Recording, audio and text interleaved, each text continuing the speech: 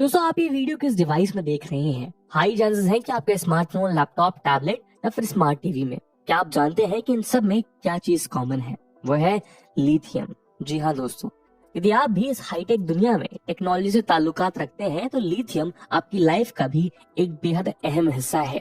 हमारा प्रेजेंट भी टेक्नोलॉजी है और फ्यूचर भी, और ये प्रीशियस मेटल इस टेक्नोलॉजी ड्रिवन वर्ल्ड का मेन ड्राइवर है। ये सॉफ्ट मेटल, जिसको व्हाइट गोल्ड के नाम से भी जाना जाता है, ये खुद में इस नई टेक सिविलाइजेशन को रन करने का फ्यूल छुपाए हुए है। और केवल गैजेट्स ही नहीं, बल्कि आज जब दुनिया डीजल और फॉसिल फ्यूल बेस्ड व्हीकल से इलेक्ट्रिक व्हीकल्स की ओर शिफ्ट हो रही है, तो ये उस फ्यूचरिस्टिक ईवी इंडस्ट्री का भी फ्रंटलाइन इंजन है। एक ऐसा मेटल है जो आज अपनी होस्ट कंट्री के साथ साथ पूरी दुनिया का फेट को बदलने की क्षमता रखता है। यानी इस टेक्नोलॉजी एरा में लिथियम मेटल दुनिया के लिए न्यू गोल्ड बन चुका है। यानी जिसके हाथ इसकी चाबी लग जाती है, वो आने वाली टेक सिविलाइजेशन का लीडर बन सकता है। और हाल ही में इंडिया को इसी व्हाइट गोल्ड का खजाना हाथ लगा है। जी हाँ दोस्तों, जियोलॉजिकल सर्वे के अनुसार जम्मू एंड कश्मीर के रियासी डिस्ट्रिक्ट के सलाल हेमाना एरिया में 5.9 million ton of lithium resources की डिस्कवरी की गई है। 5.9 मिलियन टन यानी लगभग 60 लाख टन। आपको बता दें कि ये डिस्ट्रिक्ट जम्मू के नॉर्थ में और चिनाब नदी के तट पर स्थित है। चिनाब रिवर पर ही दुनिया की हाईएस्ट रेल ब्रिज भी बन रही है। खैर, लिथियम पर वापस आए तो इंडिया में पहली बार इतने बड़े लेवल पर लिथियम के रिजर्व्स देखने को मिले हैं। जियोलॉजिकल सर्वे ऑफ इंडिया के मुताबिक यदि ये सारा लिथियम एक्सट्रैक्शन इकोनॉमिक यूज के लिए वायबल साबित होता है तो इंडिया इस मेटल के ह्यूज इंपोर्टर से दुनिया का one of the largest global player बन सकता है। इन चीजों की पुष्टि आने वाले कुछ दिनों में मिनिस्ट्री ऑफ माइंस के द्वारा की जाएगी। इंडिया के जाने माने इंडस्ट्रियलिस्ट मिस्टर आनंद महिंद्रा ने तो कहा है कि इस डिस्कवरी के बाद इंडिया के फ्यूचर को इलेक्ट्रीफाइंग होने से कोई नहीं रोक सकता। आपको याद दिलाने की महिंद्रा ग्रुप इंडिया की इलेक्ट्रिक व्हीकल इंडस्ट्री पर बहुत बड़े लेवल पर काम कर रही है। ये न्यूज इतनी सिग्निफिकेंट है कि इसने यूएस जैसी ग्लोबल पावर के कान भी खड़े कर दिए हैं। जी हाँ दोस्तों, जिस दिन ये डिस्कवरी हुई उसके कुछ ही समय बाद यूएस स्टेट डिपार्टमेंट ने यह अनाउंस किया कि उनके ब्यूरो ऑफ एनर्जी रिसोर्सेज के असिस्टेंट सेक्रेटरी जेफरी आर प्याट 13 से 17 फरवरी तक मुंबई, पुणे और न्यू दिल्ली की विजिट पर आ रहे हैं। इस विजिट के दौरान वो clean energy transitions, energy security और साउथ एशिया के अक्रॉस इंक्रीज एनर्जी एक्सेस जैसे इश्यूज पर काम करने वाले हैं। आपको बता दें कि यूएस भी अपनी बूमिंग टेक और ईवी इंडस्ट्री के लिए लिथियम के इंपोर्ट्स पर डिपेंडेंट है, और इंपोर्ट डिपेंडेंस होने के कारण वो इस फील्ड में बेहद वल्नरेबल हो जाता है। प्रेजेंट यूएस गवर्नमेंट ने लिथियम आयन बैटरीज को चाइना से इंपोर्ट करने के बजाय खुद डेवलप करने का भी प्लान किया है। इसके लिए यूएसए में बहुत से प्रोजेक्ट्स ऑलरेडी चल रहे हैं, किंतु सबसे बड़ा कंसर्न यही है कि उसकी लिथियम की सप्लाईज स्टेबल नहीं है। और ऐसे में इंडिया के पास इस जैकपॉट का मिलना यूएस के लिए इंडिया की सिग्निफिकेंस को एक अलग लेवल पर लेकर जा सकता है। टेस्ला, फोर्ड और यूएस के बाकी ऑटोमोबाइल जायंट्स इसके लिए इंडिया में ह्यूज इन्वेस्टमेंट्स भी कर सकते हैं। तो अब सवाल ये है कि इस मेटल में ऐसा क्या है कि पूरी दुनिया इसके पीछे एक मैड रेस में लगी हुई है। इस डिस्कवरी के इंडिया के लिए क्या मायने हैं? क्या ये डिस्कवरी इंडिया के लिए एक ग्लोबल कॉम्पिटिटिव मार्केट में उम्मीद की एक नई किरण बनकर आई है? क्या इंडिया अब फाइनली चाइना को ओवरटेक करके टेक्नोलॉजी और रिन्यूएबल एनर्जी इंडस्ट्री का नया लीडर बन सकता है? और सबसे इम्पोर्टेंट यहाँ ये है कि इसका पीओके रीजन पर क्या असर पड़ने वाला है।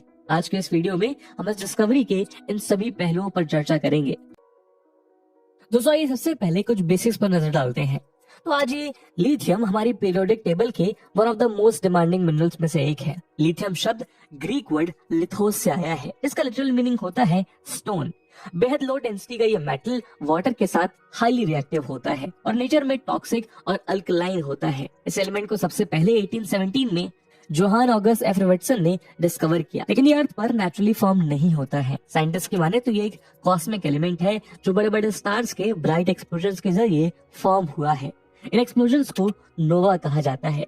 एक नासा फंडेड स्टडी ने यह रिवील किया कि यूनिवर्स के फॉर्मेशन की शुरुआत में बिग बैंग ने कुछ small amount of lithium create किया था, किंतु majority of lithium Nova explosion के दौरान होने वाली न्यूक्लियर रिएक्शंस में ही क्रिएट होता है, जिसकी वजह से ये पूरी गैलेक्सी में डिस्ट्रीब्यूट हो जाता है। केमिस्ट्री से बाहर निकले तो अब बात आती है कि ह्यूमंस को ये इतना कैसे पसंद आ गया। तो दोस्तों, इसका वन वर्ड आंसर है लिथियम आयन बैटरी।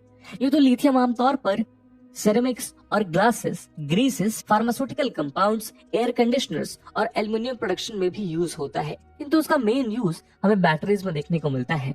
दोस्तों, ये लिथियम आयन बैटरीज ही हैं जिन्होंने इलेक्ट्रॉनिक कम्युनिकेशंस, कंप्यूटिंग और डिजिटाइजेशन को रिवॉल्यूशनराइज किया है।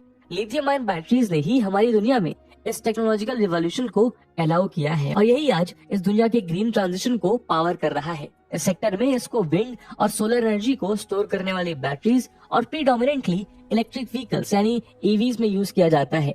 किसी भी इलेक्ट्रिक व्हीकल में लिथियम आयन बैटरीज सबसे मेन और एक्सपेंसिव कंपोनेंट होती है। एक इलेक्ट्रिक व्हीकल के टोटल कॉस्ट का 50% केवल उसकी बैटरी पे स्पेंड किया जाता है। कुल मिलाकर यदि आज ये लिथियम आयन बैटरीज गायब हो जाए तो शायद हम अपनी प्रेजेंट और फ्यूचर लाइफ इमेजिन भी नहीं कर सकते। आप सोच रहे होंगे कि क्या कोई और मेटल ही काम नहीं कर सकता? लिथियम को लेकर इतनी हाइप किस वजह से? तो दोस्तों, नेचर जर्नल की स्टडी ने ये पाया है कि लिथियम आयन बैटरीज के इमरजेंस और डोमिनेंस का कारण उसकी हायर एनर्जी डेंसिटी है, जो बाकी रिचार्जेबल बैटरी सिस्टम के कंपैरिजन में कई गुना बेहतर है।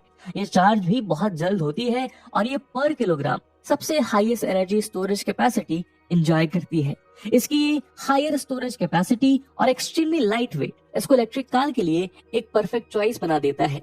अगर आपको अब भी यकीन नहीं हो रहा है तो आपको बता दें कि ये डेवलपमेंट इतनी लाइफ चेंजिंग है कि 2019 में स्टैनली विटिंघम, जॉन गुडनफ और अकीरा योशिनो को केमिस्ट्री में जो नोबेल प्राइज मिला था वो लिथियम आयन बैटरीज के डेवलपमेंट की वजह से मिला था।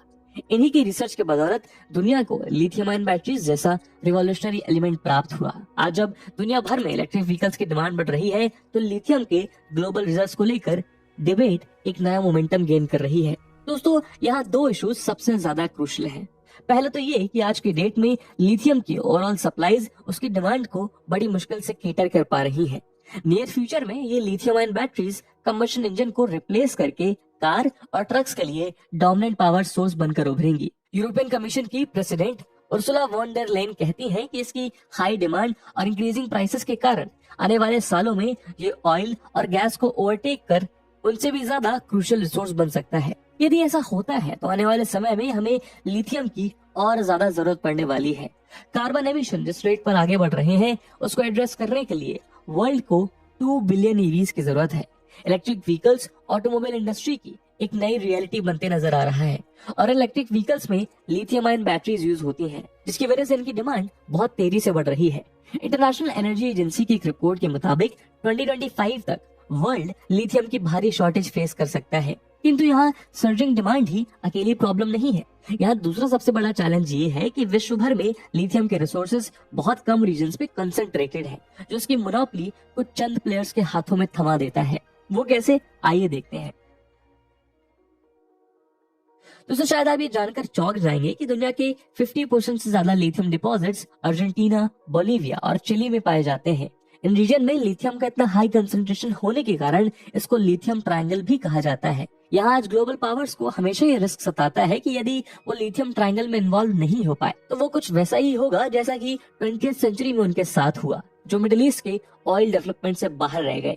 किंतु ग्रेट पावर पॉलिटिक्स का नेक्स्ट राउंड उनके द्वारा डिसाइड होगा जो सबसे पहले लो या नो कार्बन बेस्ड एनर्जी पर अपनी पकड़ मजबूत कर पाएंगे, और लिथियम के बिना ये नामुमकिन है, क्योंकि यहाँ ये हिस्टोरिक इक्वेशन बेहद सिंपल है। एक्सेस टू एनर्जी सोर्सेज यानी एक्सेस टू पावर।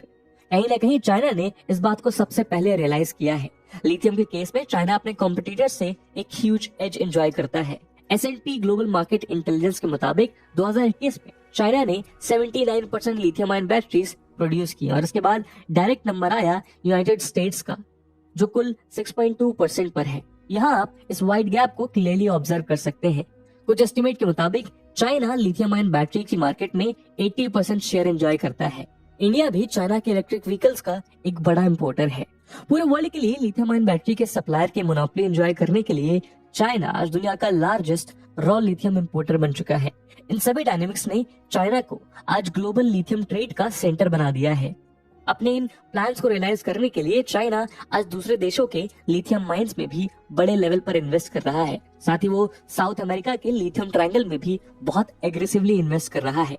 एग्जाम्पल के तौर पे आज चाइना ऑस्ट्रेलिया की ग्रीन बुशेस माइन में 51% और चिली की SQM में 23.8% स्टेक एंजॉय करता है। चाइनीज कंपनीज गैनफेंग लिथियम और तियानक्वी लिथियम इस एरिया के लिथियम सेक्टर के डोमिनेंट प्लेयर बन चुके हैं। चाइना का कहना है कि ये रीजन आने वाले सालों में लिथियम की बढ़ती ग्लोबल डिमांड को पूरा करने के लिए रेडी नहीं है और चाइनीज इन्वेस्टमेंट उसकी इस कैपेसिटी को बिल्ड करने में मदद कर रही है। एक रिपोर्ट के मुताबिक अगर ग्लोबल कम्युनिटी अपने क्लाइमेट गोल्स की तरफ बढ़ती है तो 2040 तक लिथियम की डिमांड 4000% तक ग्रो करने वाली है। जी हाँ, 4000%।